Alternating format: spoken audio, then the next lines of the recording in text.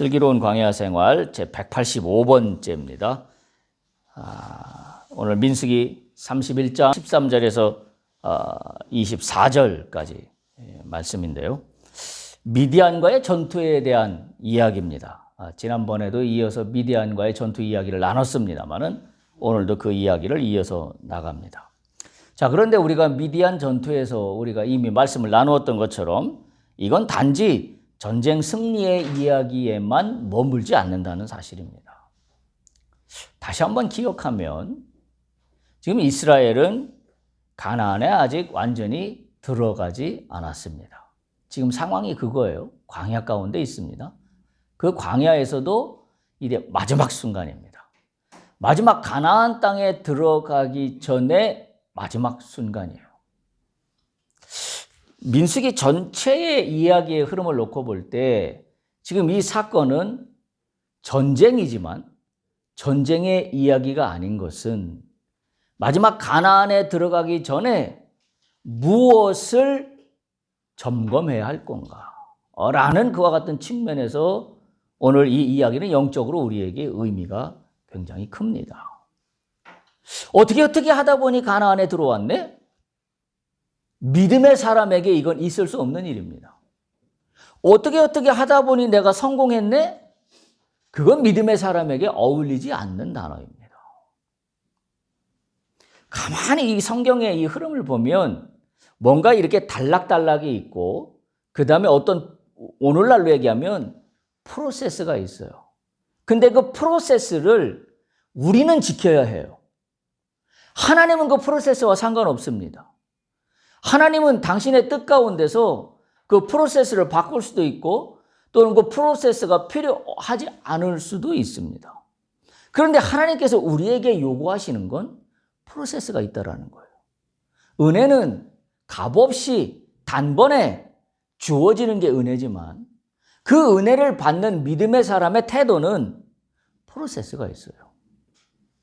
그냥 어찌하다 보니 이건 우리에게 더 이상 통하지 않는 말입니다. 적어도 우리가 이 믿음의 우리의 연차가 적어도 수년이 되었다 한다면 우리는 이 성경의 맥락 속에서 우리에게 교훈하는 프로세스를 이해해야 합니다. 만약에 그게 아니라면 늘 그 자리에 있는 신앙인이죠. 한 발자국도 성장하지 않는 신앙. 한 발자국도 주님이 원하는 가나안 땅으로 향하지 않는 신앙이에요. 그러면서 늘 그 자리에서 나는 아무런 프로세스를 진행하지 않으면서도 나는 늘 복받기를 원하고 있는 그와 같은 모습이라는 거죠. 제가 늘 이 성경을 이렇게 말씀을 준비하고 성경을 읽고 성경을 나름대로 연구하면서 깨닫는 건 그거예요. 하나님의 은혜를 주시는 거는 그분의 주권적으로 주십니다. 그러나 우리는 은혜를 받는 프로세스가 있어야 돼요. 그걸 잘 준비해야 됩니다. 특히 제가 지금 이 말씀 속에서 깨닫는 거는 지금 이스라엘의 위치가 가나안 땅에 들어가기 바로 직전입니다. 가나안 땅에 들어가기 직전에 하나님은 왜 미디안과의 전쟁을 명령하셨을까? 그냥 좋은 게 좋은 거라고 쭉 들어가면 되지. 전쟁이 뭐가 그렇게 좋은 거라고 전쟁을 행하며 가나안 땅에 들어가게 하시나? 우리 인간적인 생각이에요. 아니 피 흘리지 않고 그냥 순탄하게 쫙 해서 가나안 땅 어차피 갈 거 그냥 보기 좋게 쫙 들어가면 되지. 왜 전쟁을 통하여 피를 흘리게 하시나? 우리가 이런 것들이 영적으로 우리가 이해가 되지 않으면 저는 그렇게 생각을 해요. 가나안 땅에 들어가기 어렵지 않을까? 왜냐하면 지금 이스라엘 백성들은 광야 기간 동안에 40년 기간 동안에 소위 말해서 훈련을 받았습니다. 우리하고 비슷한 처지예요. 우리도 지금 한 십수년 아니면 수십 년을 예수를 영접하고 예수를 믿는다고 살아온 연차가 아마 지금 이스라엘 백성들이 40년 광야 생활한 것과 비슷할 겁니다. 자, 그런데 마지막 가나안 땅에 들어가기 전에 점검해야 될 게 있다는 이야기예요. 그게 오늘 미디안 전쟁입니다. 특별히 오늘 본문은 하나님께서 미디안과의 전쟁을 명령하시면서 모세를 통하여 이렇게 말씀하세요. 다 죽이라 그럽니다. 빼놓지 말고 다 죽이라. 물론 예외는 있어요. 그러나 미디안 사람들을 다 죽이라 라는 거예요. 그것도 심지어 남자 어린아이뿐만이 아니라 여인들까지도 죽임의 대상이 됩니다. 이제 이런 부분들이 지난번에도 말씀드렸지만 믿는 자로서 이해하기 쉽지 않은 부분이고 믿지 않는 자들로부터 이 말씀의 의미가 뭔지를 모르니까 잔인하다고 여기는 하나님이라고 공격받는 부분이기도 합니다. 아니 그냥 쭉 들어가면 되지. 뭐 굳이 꼭 피를 보며 가나안 땅에 들어가야 되나 라는 거죠. 그 다음에 또 한 가지예요. 그 다음에 또 한 가지는 모세가 전쟁에서 승리하고 돌아오는 군인들에게 화를 냅니다. 여러분 오늘 읽은 민수기 31장 14절 보세요.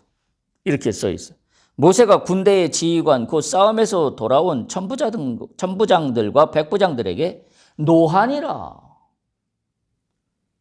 여러분 이거 어떻게 이해하실 수 있어요? 이거 지금 이해가 됩니까? 아니 전쟁에서 사선을 넘어가며 죽을 고비를 넘어가며 승리하고 돌아온 장수들에게 군인들에게 박수를 쳐도 모자랄 판인데 화를 냅니다. 그래서 우리가 지금 관심을 가져야 되는 게 뭐냐면 가나안 땅 들어가기 전에 우리는 반드시 전쟁을 치러야 합니다. 전쟁을 회피하면 안 됩니다. 근데 그 전쟁은 단지 우리가 생각하는 누구를 찔러 죽이고 누구를 넘어가야만 하는 그와 같은 육신의 전쟁만의 의미가 아니라 여기에는 영적인 의미가 있습니다. 우리가 가나안 땅에 들어가기 위해서는 반드시 치러야 되는 게 있다면 전쟁입니다. 전쟁을 회피하지 마십시오. 좋은 게 좋은 거라고요? 그건 신앙인들에게 어울리는 이야기가 아닙니다. 왜냐하면 그건 대충 타협하는 거거든요. 하나님이 말씀하셔서 전쟁하라면 전쟁하는 겁니다. 하나님이 말씀하셔서 멈추라 그러면 멈추는 겁니다. 이게 우리의 진리예요. 근데 우리는 항상 어떤 식의 태도로 살아가냐면 내 판단으로 살아갑니다. 그래서 전쟁을 해야 되는 타이밍에 전쟁을 하지 않고 그냥 어물쩡하고 넘어갑니다. 어물쩡하고 넘어갈 때 문제가 커집니다. 우리가 이런 부분에서 잘 생각을 해봐야 됩니다. 저는 그래서 이해하기 힘든 모세의 행동 이런 걸 통해서 저는 어떤 단어를 떠올렸냐면 용기라는 단어를 떠올리지 않을 수가 없었습니다. 우리가 가나안 땅에 들어가는데 어물쩡하게 전쟁을 치르지 않고 슬그머니 넘어가도 넘어갈 수 있어요. 그런데 그거는 영적이지 않다라는 거예요. 슬그머니 넘어가지 않고 전쟁을 하려면 용기가 있어야 됩니다. 어떤 용기? 영적인 용기가 있어야 돼요. 그 영적인 의미가 뭐냐라는 거죠. 그래서 저는 오늘 말씀의 제목을 그리스도인에게 진정한 용기는 무엇인가? 라는 그런 제목으로 말씀을 전하고자 합니다. 말씀드린 대로 전쟁에서 승리하고 돌아온 군인들 앞에 모세가 노합니다. 13절 보면 이렇게 해요. 모세와 제사장 엘르아살과 회중의 지도자들이 다 진영 밖에 나가서 영접하다가 모세와 제사장 엘르아살과 지도자들이 다 진영 밖으로 나가서 영접합니다. 개선가를 부르며 돌아오는 군인들을 향하여 마당발로 집 문 밖으로 나가서 지금 영접하는 그러한 장면입니다.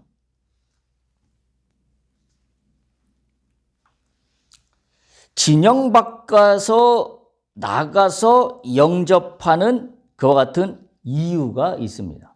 이건 상식적으로 보면 귀환하는 장수들을 환영하고 격려하고 그야말로 수고했다고 축하하고 함께 기쁨을 나누는 그와 같은 자리일 겁니다. 그런데 단지 그것만의 의미가 아니라는 겁니다. 왜냐하면 14절에 바로 모세가 노했다라고 기록하고 있기 때문입니다. 이 이야기 속에서 우리는 뭘 생각해야 되냐면 영접하러 그냥 나간 게 아닙니다. 이들이 진영 안으로 그냥 들어올 수 없습니다. 그게 다른 거예요. 자, 그래서 영접하러 나갔다는 건 뭐냐면 진영으로 바로 들어오게 하는 게 아니라 율례에 의하면, 율법에 의하면 어떤 거예요? 시체를 만지거나 사체를 만지거나 한 자들은 다 율법적으로 부정한 자들이에요. 부정한 자들은 진영 안으로 곧바로 들어올 수 없습니다.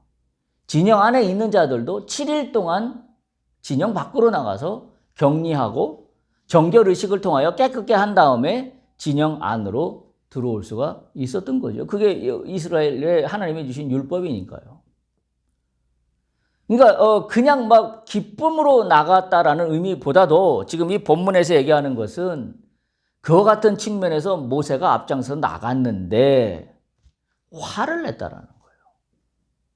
그 화낸 이야기가 오늘 본문의 대부분의 중심을 잡고 있습니다. 그 이유는 뭐냐면 포로로 잡아온 사람들 중에 살려서 데리고 오지 않았어야 하는 사람들까지도 살려서 데리고 왔기 때문입니다.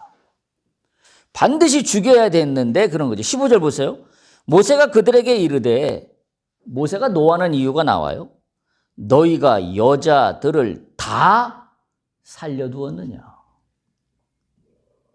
여자들을 다 살려서 데리고 오면 안 되는 거였어요. 뒤에 얘기도 나오지만 여자들 중에는 살려줘야 되는 여자도 있지만 죽여야만 되는 여자가 있습니다. 다시 말하면 살려서 데리고 오면 안 되는 여인들이 있는 거죠. 그런데 지금 그걸 어긴 거예요. 그래서 모세가 그걸 보고 지금 화를 내고 있는 겁니다. 모세는 그 가운데에서도 아이일지라도 남자아이는 모두 죽여야 한다라고 그렇게 명령을 받았습니다. 또 부녀자, 여자들 가운데도 남자와 동침하여서 사내를 아는 여자는 모두 죽여야 한다고 하였습니다. 오직 살려서 포로로 데리고 올 수 있는 사람은, 여자는 오직 단 한 종류의 여자입니다. 사내를 알지 못하는 젊은 여자. 그 여자만 살려서 데리고 오고 나머지 여인들은 다 죽일 수밖에 없었다라는 거죠. 왜 이렇게 한편으로는 이해가 안 되는 잔인한 율법을 가지고 있을까요? 여자는 똑같은 여자지요. 오늘로 따지면 이해하기 어려운 그런 구절입니다. 여자 중에서도 뭐 차별이 있나? 그러면 뭐 어떤 비판적인 사람들은 이렇게 조롱할 수 있어요. 하나님은 젊은 여자아이들만 좋아한다. 전혀 그렇지 않습니다. 고대 사회의 풍습을 보면, 이때 당시의 풍습을 보면 여인은 남자에게 속해 있었던 시절이에요. 이해하시죠? 여러분 그 서원할 때도 생각하시나요? 기억하시죠? 결혼한 여자는 남편의 허락이 득하지 않으면 서원하는 것이 무효가 됐습니다. 오직 독립적으로 홀로 사는 여인들만 그들이 결정한 서원은 그들이 결정한 서원으로서의 존재의 의미가 있었어요. 다시 말하면 여자는 남자에게 속해 있던 시절입니다. 그래서 남자를 아는 여자란 얘기는, 남자와 동침한 여인이라는 얘기는 그냥 여인이 아니라 동침한 그 남자에게 속한 자이기 때문에 남자에 속한 똑같은 처우를 받게 되는 거죠. 근데 이때 당시에 보면 고대 사회에서 대부분 다 남자는 죽이라고 특히 율법에는 남자는 죽이라고 되어 있는 거죠. 그러니까 그와 같은 여자를 살려줄 수 없는 그와 같은 당면 과제가 있었던 겁니다. 고대의 전쟁은 주로 약탈 전쟁이었습니다. 그래서 귀중한 물자뿐만이 아니라 많은 포로를 잡아오는 것도 전쟁에서 가장 큰 성과였습니다. 이스라엘 군인들도 많은 약탈물을 가져왔을 뿐만이 아니라 포로들도 많이 데려왔습니다. 뭐 오늘날 전쟁도 그렇죠. 예. 전쟁이 일어나면 반드시 약탈이 일어나고, 그리고 부녀자에 대한 여러 가지 성적 문제들이 그대로 노출되는 건 예나 지금이나 동일한 현상입니다. 모세가 이렇게 노한 이유는 모세의 생각이 바로 여기에서 이들과 차이가 있었기 때문입니다. 이 전쟁은 그냥 이방 민족들이 치르는 단순한 약탈 전쟁이 아니라는 거예요. 이 전쟁은 하나님의 명령으로 시작된 거룩한 전쟁이기 때문입니다. 다시 말하면 미디안을 심판하기 위한 전쟁이라는 겁니다. 따라서 미디안을 심판하는 전쟁이라면 철저하게 하나님의 명령에 순종해야 합니다. 그래서 이 전쟁은 미디안과의 치르는 어떤 약탈이나 포로를 잡아와서 전리품으로서 성과를 이루는 그와 같은 단순한 전쟁의 성격이 아니라는 그와 같은 사실입니다. 미디안의 남자들은 또 미디안 또 동침한 여자들은 다 심판의 대상이었기 때문입니다. 믿는 자들은 이 부분을 잘 주목해야 합니다. 만일 이 대목에서 우리가 잔인함 또는 처참함 그런 거에 주목한다면 우리는 성경의 진리를 한 발자국도 이해할 수 없습니다. 왜냐하면 오늘의 상식으로 이해하려고 하기 때문이죠. 만일 잔인함과 처참함에 우리의 판단에 영적인 기준을 둔다고 한다면 하나님의 심판은 필요 없는 일이 됩니다. 하나님의 심판이 뭐하러 사람들을 죽입니까? 그냥 다 사랑으로 보듬고 가면 되지요. 그러면 이제 이렇게 또 나갈 수가 있어요. 그러면 그렇게 반론할 수 있습니다. 아니 그러면 지옥이 왜 필요하고 천당이 왜 필요합니까? 소위 말해서. 구원받는 게 왜 필요합니까? 아무나 다 하나님이 다 구원 주시면 되는 거죠. 라고 이야기할 수 있기 때문에 그런 마음은 성립되지 않아요. 우리는 오직 구원받은 자만 하나님의 백성이 됩니다. 다른 조건으로 하나님의 백성이 될 수 있는 조건은 아무것도 없습니다. 그렇다면 하나님의 명령에 의하여 치르는 이 전쟁도 처참하다, 잔인하다, 사람을 죽였다 여기가 초점이 아니라 하나님의 주권적인 심판이라는 거에 우리는 영적인 눈을 뜰 수 있어야 해요. 그래서 제가 서두에 말씀드린 것처럼 우리가 가나안을 목전에 두고 있다고 한다면 우리가 반드시 전쟁을 치러야 되는데 그 전쟁 가운데 바로 이런 부분입니다. 그저 좋은 게 좋은 거지 처단해야 될 거, 끊어내야 될 거 하나도 결정하지 아니하고 그냥 다 끌고 보동켜 안고 이게 사랑인데 뭐 다 품으라 그런 게 사랑 아니야? 라고 하면서 넘어가는 건 하나님의 뜻이 아니라는 거죠. 그걸 우리가 분명히 기억해야 됩니다. 이렇게 되면 성경의 진리 안에 나의 판단이 계속 자리를 잡게 됩니다. 그렇게 되면 성경은 인간의 서사 측면에서만 바라보게 되고 하나님의 주권적인 역사심에 대해서는 바라보지 못하게 됩니다. 그러면 이제 내 이 신앙의 정체성 자체가 흔들리고 지극히 인간 중심적인 신앙과 믿음이라는 걸 갖게 돼요. 그래서 모든 걸 다 용납한다? 오늘날 모든 걸 다 용납한다 그래요. 근데 모든 걸 다 용납한다는 게 잘못된 게 아니라 모든 걸 다 용납하면서 뭘 뭉개뜨리냐면 기준과 원칙을 뭉개뜨려요.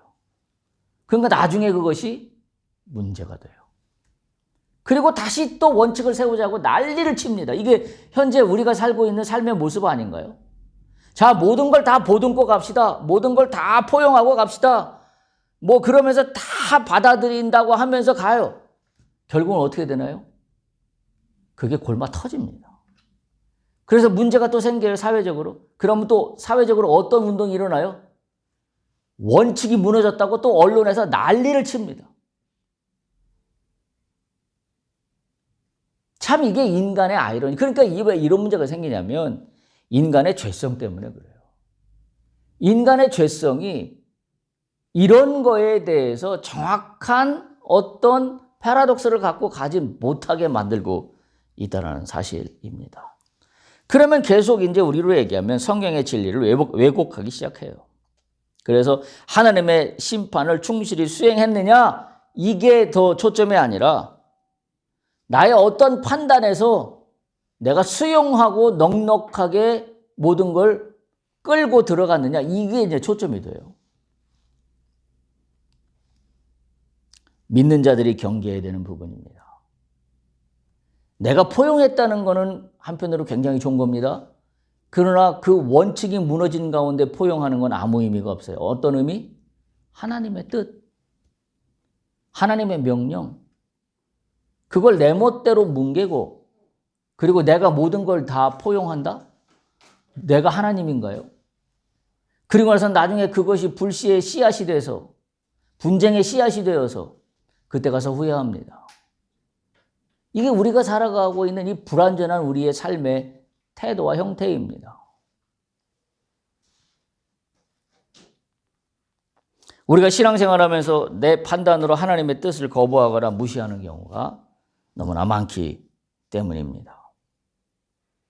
우리가 이 부분을 영적으로 바라보느냐, 인간적인 승리로만 바라보느냐, 그 차이가 이런 어마어마한 차이를 가져옵니다. 이 부분에서 내 판단을 멈춰야 될 용기가 필요합니다. 여러분, 용기는 그냥 막 이렇게 뭐라 그러죠? 막 의지로 막 이렇게 그 에너지하게 뭐가 딱 튀어나오는 게 그게 용기가 아니라 하나님 뜻에 맞추려고 무진장 애를 쓰고 거기에 나의 삶의 표준을 맞추는 게 용기입니다. 다른 어떤 것들로 포장하거나 뭐 대충 비슷하게 엮어서 뭐 이 정도면 됐지, 뭐 이 정도면 된 거 아니야? 라고 여기지 않는 게 용기입니다. 근데 우리는 그런 부분에서 상당히 용기 있지 못합니다. 우리의 삶 자체가. 왜 그런가 하면 이유는 단 하나예요. 내가 마음이 약해서?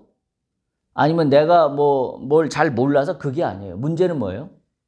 하나님 말씀이 내 속에 완전하게 기준으로 서 있지 않기 때문입니다. 그래서 용기 있게 쳐내고 용기 있게 결단해야 될 때 용기 있게 결단하지 못하고 뭘로 판단해요? 인문적인 사고, 세상적인 사고, 상식적인 사고로 모든 걸 다 판단해요. 그러니까 판단하고 난 결과를 보면 성경의 하나님의 말씀하고 맞질 않아요. 그 부분에 용기가 필요한 겁니다. 용기는 내가 하나님 말씀에 정확하게 서 있는 게 용기입니다. 무조건 분기탱천하에서 나가자 싸우자 이게 용기가 아닙니다. 우리가 얼마나 그런 면에서 영적으로 용기가 없는 자들인가 하는 걸 우리가 깨닫게 된 겁니다. 믿는 자들이 주목해야 되는 것이 바로 이 부분이에요. 나의 성과보다 중요한 건 하나님의 뜻입니다. 따라서 우리가 용기가 필요한 건 뭐냐면 나의 성과를 이루기 위해서 필요한 나의 용기가 아니라 하나님의 뜻을 이루어내기 위한 나의 용기가 되어야 합니다. 할렐루야. 이게 우리의 표상입니다. 모세는 왜 이렇게 잔인하게 죽이라고 주문하는가 분명히 밝혀 있죠. 이미 말씀드렸습니다. 특별히 31장 16절 보면 이렇게 기록되어 있어요. 보라, 이들이 발람의 꾀를 따라 이스라엘 자손을 부올의 사건에서 여호와 앞에 범죄하게 했다. 여호와 앞에 범죄하게 했다. 이거 개역개정의 번역이고요. 공동번역의 번역을 보면 여호와를 배신하게 했다. 그리고 새번역 번역을 보면 주를 배신하게 했다. 비슷한 말로 배신이라는 단어를 썼어요. 그러니까 왜 미디안을 다 죽여야 되는가라는 이유는 뭐냐면 이들이 발람의 꾀를 따라 바알보올에서 여호와 앞에 범죄하게 했다. 여호와를 배신하게 했다. 무슨 의미예요? 여호와를 배신하게 한 걸 부둥켜 안고 가는 게 아니란 이야기예요. 가나안 땅에 들어갈 때 내가 어떤 요인인가 여호와를 배신하게 하고 여호와의 말씀대로 따르지 못한 그 어떤 요인들이 있다면 그 요인들을 어떻게 해야 돼요? 스탑해야 됩니다. 그만둬야 됩니다. 끊어내야 됩니다. 이게 미디안 전쟁하고 똑같은 오늘날의 이치예요. 근데 나의 어떤 태도와 나의 영적인 어떤 면은 하나도 변하지 않고 다시 한번 끊어낼 거 끊어내지 못하고 처단할 거 처단하지 못하고 그냥 가나안 땅에 들어가고 싶은 게 우리의 속마음입니다. 오늘 성경 말씀은 그걸 우리에게 이야기해 주고 있어요. 여호와 앞에 범죄하게 하였기 때문에 이들을 죽이라는 게 이 명령, 이 전쟁의 목적입니다. 한마디로 여호와에 대해서 신성 침해죄를 범하게 했다라는 겁니다. 모든 죄는 하나님 앞에 회개해야 되고 용서를 받아야 됩니다. 근데 우리가 이렇게 생각할 수 있어요. 내가 내 이웃에게 범죄한 것이 하나님과 무슨 상관인가? 그죠? 내가 내 이웃에게 범죄한 것이 또는 내 이웃에 대하여 손해를 끼친 것에 대하여 왜 하나님께 내가 사죄를 해야 하는가? 내 이웃에 대하여 손해를 끼친 것에 대하여 왜 하나님께 사죄를 해야 하는가? 이런 질문이 생길 수가 있어요. 우리가 여기서 분명히 영적으로 가져야 되는 기본이 뭐냐면 우리의 이웃은 하나님께서 창조하신 하나님의 소유된 백성 중에 한 사람입니다. 내가 어떻게 마음대로 할 수 없는 거죠. 따라서 내 이웃이 손해를 봤다는 것은 그건 뭐냐면 주인이신 하나님께서 손해봤다는 이야기와 동일합니다. 그래서 내가 어떤 일을 도모하거나 어떤 사업을 하거나 뭘 할 때 내가 상대방의 손해를 발로 딛고 나의 성공을 이뤘다 하면 그거는 곧 뭐예요? 하나님의 손해라는 이야기예요. 왜? 주인 되신 하나님의 백성 또한 그 사람의 영역이기 때문에 그렇습니다. 그래서 이런 경우에 우리가 속죄해야 한다라는 거죠. 이스라엘 백성들이 바알보울에서 범죄케 되어 연병에 걸려 죽게 된 것은 이스라엘의 손해이지만 동시에 주인이신 하나님의 손해가 된 거예요. 바알보울의 사건에서 발람의 꾀임에 빠졌던 바알보울의 사건에서 이들이 범죄를 저질러 연병으로 죽게 된 것은 바로 하나님의 손해라는 거죠. 그래서 하나님께서 미디안을 쳐라라고 명령을 내리시는 거죠. 특별히 그건 단지 그냥 육신적인 전쟁으로 그들을 쳐서 물리쳐서 가나안 땅에 들어가라가 아니라 영적으로 너희들이 다시 한번 바로 서야 된다는 의미가 여기에 담겨 있는 겁니다. 미디안은 성경에 계속 나오는 민족이지만 미디안은 후일에도 계속 이스라엘을 괴롭히는 민족으로 등장합니다. 사사시대에도 그랬고 미디안을 몽둥이로 사용하는 하나님의 여러 가지 역사들이 성경에 보면 많이 나옵니다. 자, 그러면 가나안 땅에 들어가기 전에 지금 모세가 화를 내면서 진영 밖으로 군인들을 마중하러 나갔다가 거기서 해야 되는 일이 뭐냐? 그거는 바로 정결례입니다. 오늘 본문의 말씀은 그 이야기를 주로 다루고 있습니다. 19절부터 20절 보면 이렇게 되어 있어요. 너희는 이레 동안 진영 밖에 주둔하라. 누구든지 살인자나 죽임을 당한 사체를 만진 자는 셋째 날과 일곱째 날에 몸을 깨끗하게 하고 너희의 포로도 깨끗하게 해라. 너희도 깨끗하게 하고 너희의 포로도 깨끗하게 해라. 어떤 사람? 살인자나 죽임을 당한 사체를 만진 사람입니다. 그리고 그거로 끝나지 않고 모든 의복과 모든 거, 염소털로 만든 모든 거, 나무로 만든 모든 거 다 깨끗하게 해라. 정결의식을 거치지 않고는 가나안 땅에 들어갈 수 없다라는 겁니다. 우리가 이 부분이 영적으로 깨어서 들어야 되는 문제입니다. 군인들과 포로들 가운데 사체로 부정하게 된 사람들은 모두 정결례를 거쳐야 되는데 그건 이미 우리가 살펴본 민수기 19장에 나와 있어요. 민수기 19장 한번 찾아보세요. 민수기 19장 9절입니다. 거기 보면 어떤 이야기가 나오냐면 붉은 암소의 재로 만든 물 이야기 아마 기억하실 거예요. 붉은 암소의 재로 만든 물로 정결하게 한다라는 그 정결 예식이 민수기 19장 9절에 나와 있어요. 보면 이렇게 되어 있어요. 이에 정결한 자가 암송아지의 재를 거두어 진영 밖 정한 곳에 둘지니 이것은 이스라엘 자손 회중을 위하여 간직하였다가 부정을 씻는 물을 위해 간직할지니 그것은 속죄제니라. 이게 뭐예요? 그러니까 하나님의 속죄는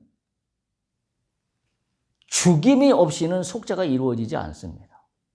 그래서 암송아지를 죽여서 그거를 불로 태워 그 죄를 말하자면 부정을 씻는 물을 위해서 사용하는 도구로, 소재로 암송아지의 죄를 사용합니다. 이거는 오늘날 뭐하고 똑같았냐면 속죄하기 위해서는, 죄를 씻기 위해서는, 정결하게 하기 위해서는 오늘날 얘기하면 예수 그리스도의 십자가의 피 흘림이 없이는 속죄가 이루어질 수 없다라는 이야기하고 똑같이 통하는 그와 같은 맥락입니다. 우리는 오늘날 뭘로 속죄할 수 있어요? 예수 그리스도로 말미암아입니다. 왜? 예수 그리스도께서 십자가에 달려 죽으시면서 우리의 죄를 대속하여 주셨다는 것은 지금 이 당시의 구약으로 보면 이들이 부정해진 몸을 정결하게 하기 위해서는 암송아지 죄를 물로 만들어서 그 물로 씻는 그와 같은 일들이 일어나야 속죄가 된다는 의미와 똑같은 의미입니다. 우리가 가나안 땅에 들어가기 위해서는 예수 그리스도의 보혈의 능력을 힘입지 않고는 가나안 땅에 들어갈 수 없습니다. 우리가 그 점을 분명하게 기억해야 합니다. 또한 제사장 엘르아살이 전쟁에 참가하고 돌아온 군인들에게 정결의 방법을 알려줍니다. 그게 21절에서 24절에 나와 있어요. 거기 보면 여호와께서 명령하신 율법이다 하면서 불에 견딜 만한 모든 것은 불을 지나게 하면 깨끗해질 것이고 불에 견디지 못하는 것들은 물을 지나게 하면 깨끗해질 것이다. 그렇게 이야기하고 있습니다. 그래서 금, 구리, 철, 주석과 납 등은 불에 넣어서 정결하게 만들고 그리고 불에 타버리는 것들은 물로 정결하게 하고 그리고 또 보면 일곱째 날에 옷을 빨아서 깨끗하게 한 후에 진행에 들으라고 되어 있어요. 이건 단순히 옷만의 문제가 아닙니다. 옷을 빠는 일들을 세탁하는 일들을 통하여 그 옷을 입는 사람이 정결하게 된다는 의미를 동시에 갖고 있는 그와 같은 이야기입니다. 다시 말하면 지금 이 민수기 31장 정결의식에 대한 이야기는 지금 민수기 19장에서 나왔던 붉은 암송아지의 재로 만드는 그와 같은 정결예가 여기에 같이 언급이 다시 되고 있다는 겁니다. 그러니까 엘르아살이 이런 율법을 다시 군인들에게 상기시키며 정결 예식을 할 것을 이야기하고 있습니다. 우리는 여기서 몇 가지 교훈을 얻게 됩니다. 첫 번째는 여호와의 심판은 반드시 실시됩니다. 믿는 자가 그걸 반드시 기억해야 돼요. 하나님은 전쟁도 없이 모든 걸 다 보듬고 가는 하나님이 아닙니다. 하나님 뜻에 합당해야 합니다. 하나님의 백성다워야 합니다. 민수기 25장에 보면 발람 이야기가 나오잖아요. 그것도 그리고 그로부터 이스라엘이 범죄하는 이야기가 나오는데 그때 발람은 자기 고향 땅으로 돌아간 걸로 성경 말씀이 기록이 되어 있습니다. 그런데 민수기 31장에 오니까 발람이 심판을 받습니다. 발람의 죄를 물어 발람도 죽게 됩니다. 왜냐하면 이 전투는 거룩한 전쟁이기 때문입니다. 이미 우리가 아는 바와 같이 제사장 비느하스가 나팔을 불고 전투를 지휘했었고 성전의 기구들이 전장으로 나갔고요. 그렇죠? 그런 면에서 이것은 거룩한 전쟁이었기 때문입니다. 하나님은 모세에게 죽기 전에 미디안을 반드시 심판하는 일만큼은 네가 실시하라라고 명령을 했던 겁니다. 우리가 여기서 깨닫는 것은 죄를 저지르면 심판이 지체되는 경우는 있어도 취소되지는 않습니다. 우리가 그걸 반드시 기억해야 합니다. 하나님의 심판은 반드시 일어납니다. 하나님의 정의가 살아있기 때문입니다. 우리 특별히 기독교인들은 용서라는 말에 너무 익숙합니다. 용서가 모든 걸 다 덮는 선인 것처럼 오도가 됩니다. 그건 영적이지 않습니다. 세상에서는 용서가 최고 좋은 선물이라고 이야기하지만 기독교에서는 용서가 전부가 아닙니다. 용서보다 앞서는 내용이 있어요. 그게 뭐냐면 하나님의 정의와 하나님의 심판이에요. 하나님의 정의와 심판이 있고 난 다음에 용서입니다. 하나님의 정의와 심판을 무시한 용서는 기독교에서는 있을 수 없는 이야기입니다. 정의와 심판은 원칙입니다. 용서는 예외입니다. 그걸 우리가 분명히 해야 돼요. 용서가 원칙이 아닙니다. 정의와 심판이 원칙이고 용서는 그 다음 이야기라는 사실을 우리가 기억해야 합니다. 이걸 한꺼번에 이루신 분이 누구예요? 그 예수 그리스도예요. 예수 그리스도예요. 하나님의 정의도 이루시고 하나님의 이름으로 용서도 함께 이루신 분이 예수 그리스도의 십자가라는 겁니다. 이게 용기예요. 이게 진정한 용기입니다. 인간적으로 보면 용서한다는 것이 가장 좋은 선처럼 여겨질지 모르지만 하나님의 뜻을 따라가는 데 필요한 게 용기입니다. 우리는 제일 먼저 하나님의 심판과 하나님의 정의라는 거에 먼저 눈을 떠야 합니다. 그것이 우선되지 않는 한 용서는 아무런 의미가 없다라는 사실입니다. 따라서 우리가 우리의 잘못에 대해서 먼저 하나님의 정의를 앞세워야 합니다. 스스로 정의롭고 스스로 용서하는 그와 같은 자기중심적인 모순된 태도를 하지 않아야 합니다.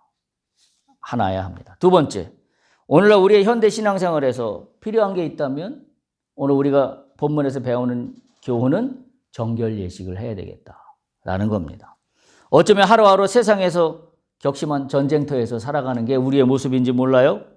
전투를 마치고 집으로 돌아와 하루를 점검할 때 정결예를 해야 합니다. 그렇다고 옛날 구약 이 시대처럼 뭐 동물을 잡아서 붉은 송아지 죄를 물로 씻고 그런 게 아니라 우리는 어쩌면 하루 세상을 살아가면서 살면서 말로나 감정적으로나 사람을 죽이는 경우가 많습니다.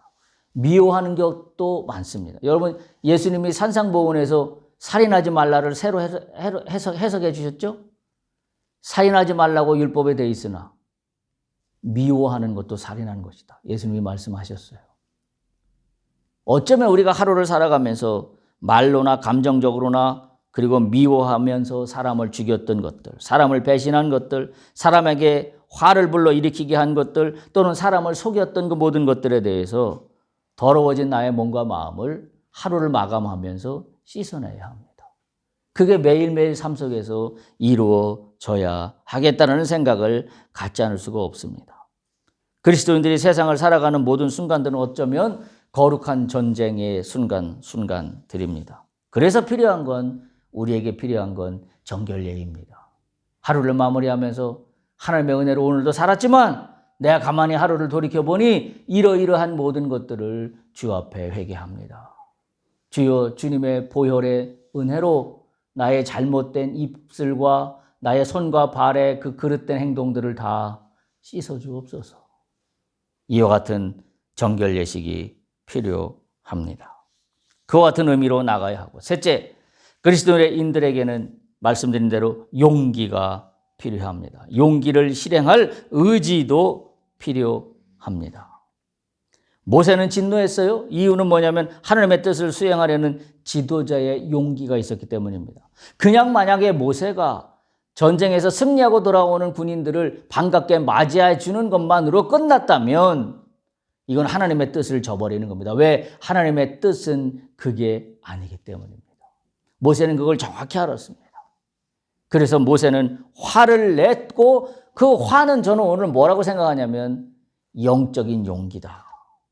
하나님의 뜻을 따르려고 하는 용기다. 아마 그 당시에 많은 사람들이 모세를 힐끌게 쳐다보며 뭐 하는 거예요? 왜 저래? 라고 하지 않았을까 싶습니다. 그 군중들은. 아니, 저렇게 수고하고 전쟁에서 돌아온 군인들을 격려해 주지는 못할 망정 화를 내다니 라고 아마 이야기하는 수군거리는 사람들도 있었을 겁니다. 그때 필요한 건 하나님 뜻을 쫓아가고자 하는 용기예요. 내가 수용하지 않아야 될 용기. 내가 타협하지 않아야 될 용기. 그걸 모세가 오늘 본문의 말씀에서 보여줬고 저는 그것을 모세의 거룩한 용기로 제 마음에는 들어왔기 때문에 제가 오늘 말씀의 제목의 주제를 용기라는 단어를 사용한 이유가 바로 여기에 있습니다. 믿는 자는 용기를 가져야 합니다.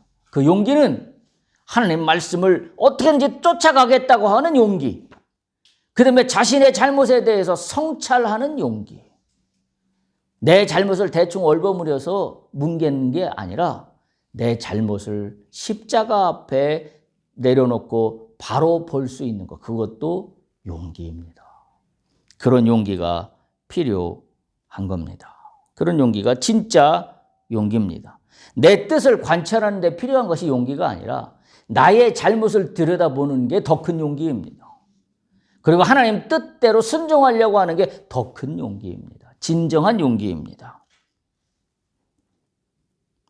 말씀을 정리합니다. 모세는 용기를 가지고 돌아오는 군인들을 꾸짖습니다. 그건 뭐냐면 하나님의 명령을 순종하였는가를 기준으로 보는 모세이기 때문에 모세는 용기를 가질 수가 있었어요. 하나님의 말씀이 기준이 되는 자에게는 진정한 용기가 튀어나옵니다. 그러나 하나님의 말씀으로 기준이 되지 않는 자들은 용기가 아니라 자신의 성과에 대한 필요한 것들만 취하게 될 것입니다.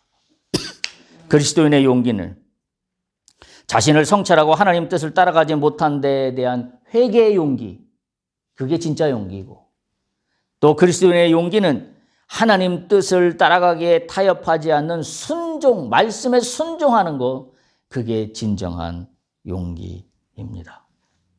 여러분은 하나님 앞에 용기 있는 사람들입니까? 스스로 물어볼 수 있기를 바랍니다. 하나님의 뜻대로 따라가는 순종의 용기가 나에게 있습니까? 아니면 하나님의 뜻을 따라가지 못하는 데에 대한 회개의 용기도 나에게 있습니까?